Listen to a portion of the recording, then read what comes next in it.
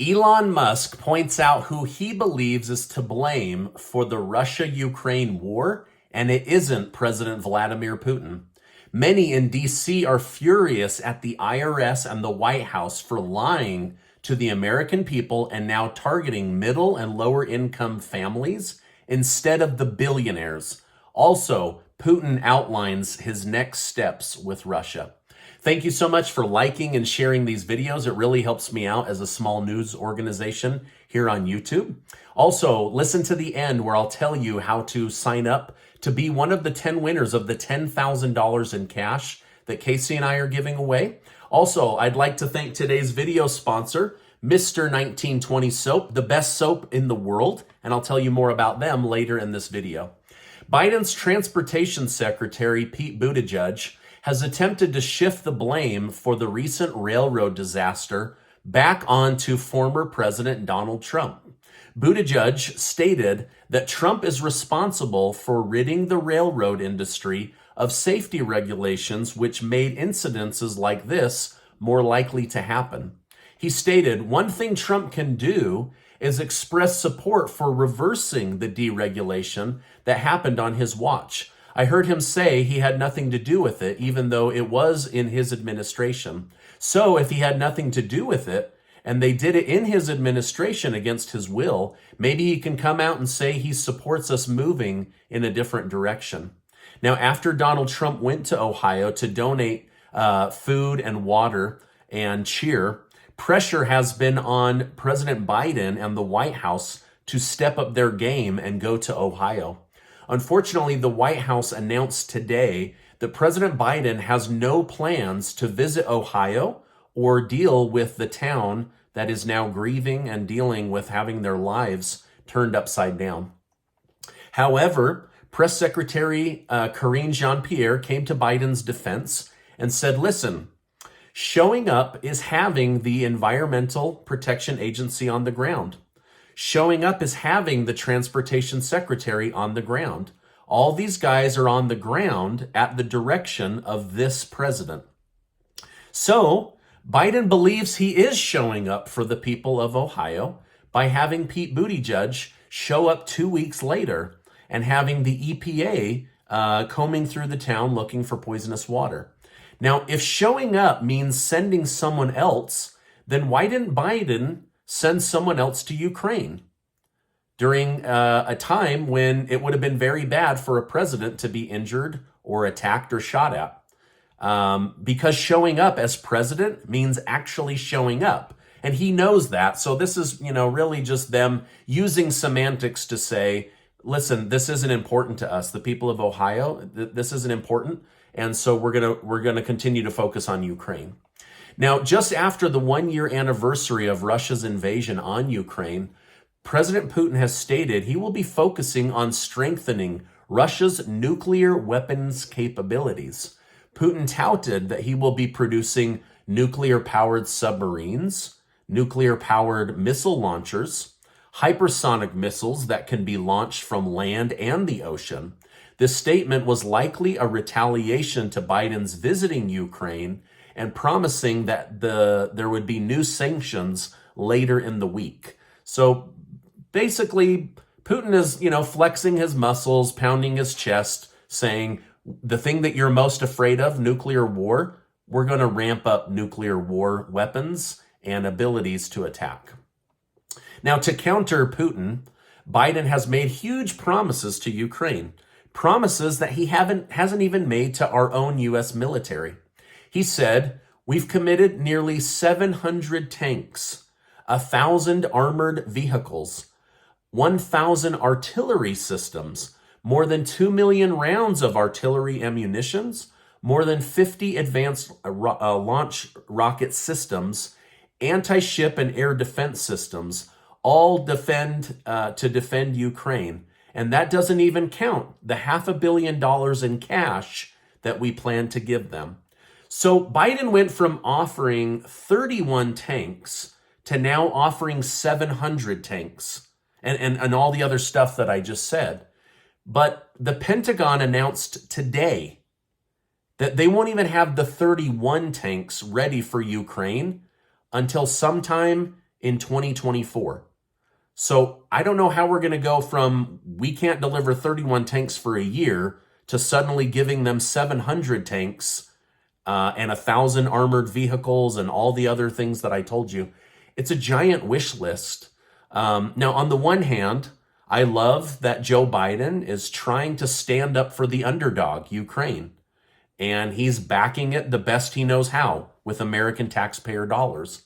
On the other hand, this seems like an awful lot of false hope to give a country that might not exist in a year these ideas that we're going to give you 700 tanks.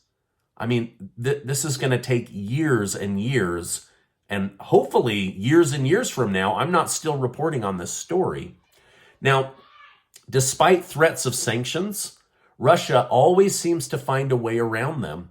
This has caused Treasury Secretary Janet Yellen to warn China against aiding Russia with weapons. She stated, "We will certainly continue to make clear to the Chinese government and the companies and banks in their jurisdiction about what the rules are regarding our sanctions and the serious consequences they would face for violating them."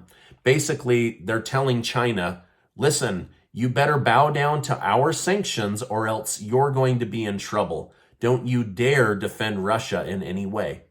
But Russia is China's biggest source of gold, natural resources, metals, natural gas, and even oil. So it'll be really interesting to see what China does. They're very much being put between a rock and a hard place. Another Republican presidential candidate has announced his campaign.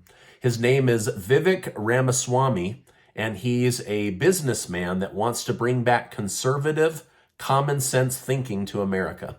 I don't know a lot about him, but I'm sure I'll get to know more, and I'll be sharing that with you here on the channel. Elon Musk, owner of Twitter and Tesla, has said he believes one person is responsible for the Russia-Ukraine war, and it isn't Vladimir Putin.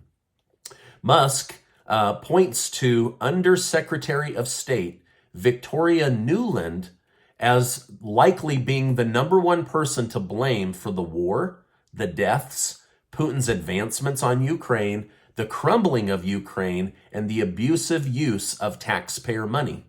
Musk pointed out it was Nuland under Obama's direction that helped pull off a coup in Ukraine, which allowed the United States to plant a puppet government they could control.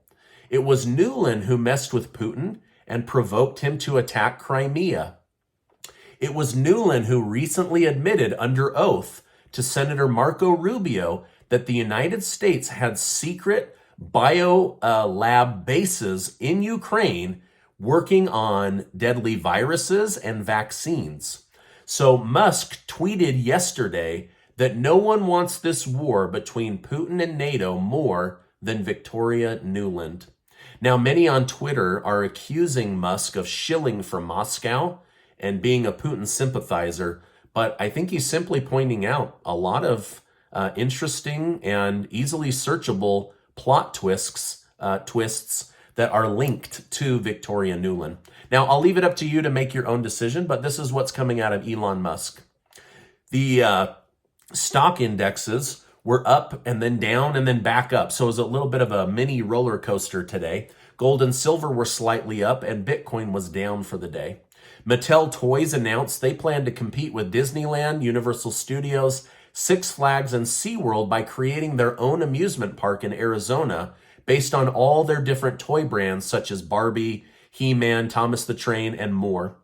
Costco has announced they will be shutting down all their photo printing services. It's not profitable enough, they say, to run an in-store or even an online photo business. They recommend people shift their photos to Shutterfly and use Shutterfly going forward for all your future photo needs.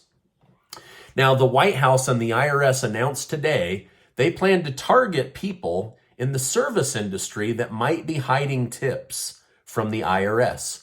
The IRS says that this will help streamline the tax system and help the IRS collect more revenue. Tom Pallas from Americans for Tax Reform said, "Oh, thank goodness Biden wants to hire 87,000 new IRS agents so he can hold billionaires accountable by going after waitresses." Republican Representative Thomas Massey tweeted, "Stop the presses. No one needs to raise the debt limit. Biden is going after those billionaire waitress tips." Now, please tell me, why would the IRS feel it would get more money taxing tips in the service industry than going after the billionaires? After all, they have billions of dollars, and somebody gets like a $10 or $20 tip, and now you want to come after that money? I mean, it's crazy to me. And we already know the answer. It's because the billionaires buy their votes, and waitresses just bring them their food. Gosh, DC is so broken and backwards. Well, at least the IRS isn't targeting us based on our skin color or our ethnicity. But wait, they are. That was in yesterday's video if you missed it. Senator Joe Manchin has warned that implementing environmental, social, and governance policies, ESG, could pose a geopolitical risk for the United States. He believes that policies aimed at decarbonizing the economy could put the country's energy security at risk and hand over market share to China, Russia, and other global competitors. Manchin's comments come as the Biden administration seeks to push more climate policies and regulatory action, including a proposed carbon tax as part of its agenda. Manchin's comments are likely to be a significant setback for the White House's agenda on climate change. Now, this is really, really important. Under fiduciary duty within 401ks and IRAs, financial advisors have a fiduciary duty to protect your money the best they can and get you the very best rate of return. The White House has been trying to secretly write into law that these very same investment houses like BlackRock would be able to invest based on climate change and not based on rate of return. And so this is why Senator Manchin is saying, wait a minute, this could be bad for the American people. This could also be very bad because you think Russia and China and other nations are doing this crap to their citizens? You better believe they're not, and this could trigger a national security issue. So anyway, that's where that story is coming from. All right, now let me tell you about my friends at Mr. 1920 Soap. This is the very best soap in the world. It smells so good. This is one of my favorites, black soap and also bourbon barrel. Now, I don't drink bourbon. I don't know anything about bourbon, but I know that this soap smells really good on my skin and it makes my skin softer. It's amazing. I mean, the ingredients in these are so good. There's no chemical fillers. It lasts a very long time. It smells good to the very last use. It's amazing. And look how big these are. They're thick. I'm going to leave a link down below. Now, Mr. 1920 Soap has single-handedly helped Casey and I give away tens of thousands of dollars here on YouTube. So if you can support them and you want to have the very best soap in the world, I will leave a link down below. I don't get anything for it. I just like promoting their brand because they are amazing. So I'll leave that link down below.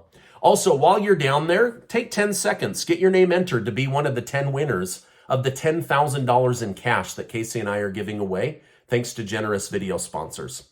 Now, before you go, I want to remind you that you are amazing.